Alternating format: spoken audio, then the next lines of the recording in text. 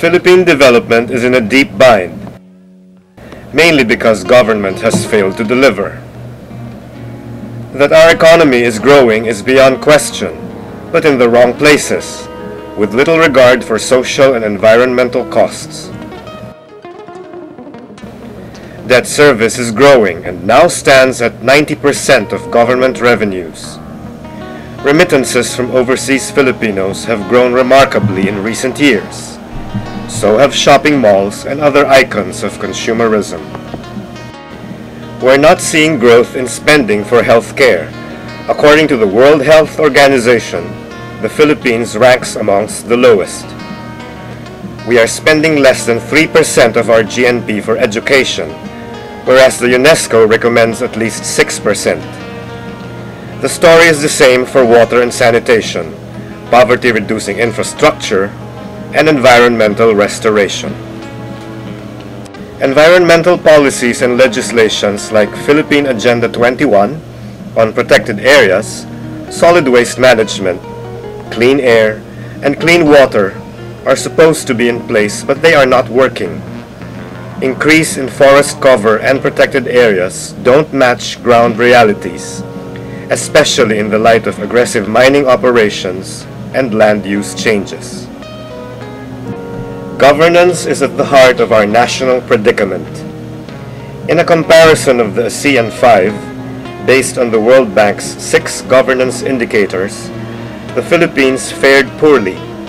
It's the worst in political stability and second worst in government effectiveness, rule of law, and control of corruption.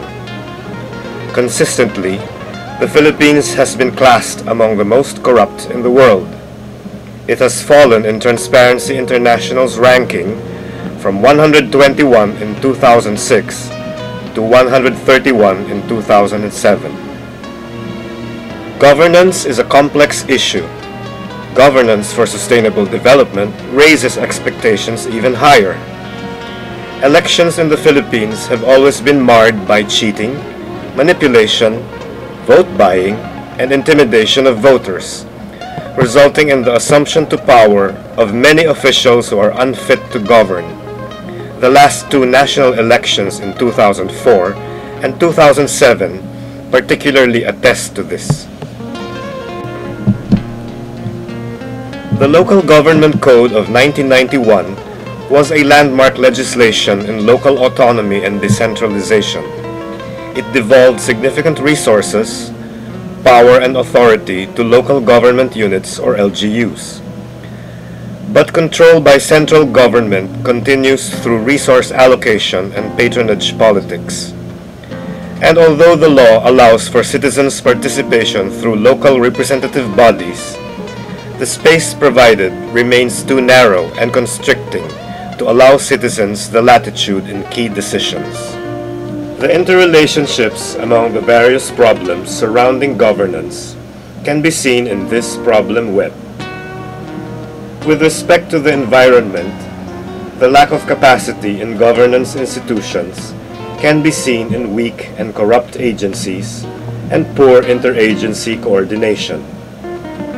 The lack of responsiveness is manifested in decreasing resources, poor implementation of environmental laws, selective application of laws or conflicting laws, rampant forest and land conversion to other uses for increasing land value, and bad or inappropriate technologies. The lack of accountability is seen in policies that benefit foreign or elite interests and investors, resulting in lack of trust between sectors. In the economic realm, inadequate capacity is manifested in the lack of alternative livelihood programs and poor financial management. The lack of responsiveness is seen in government's lack of awareness of the needs of the people, inappropriate and unresponsive microeconomic policies, the lack of investment in human resources, and the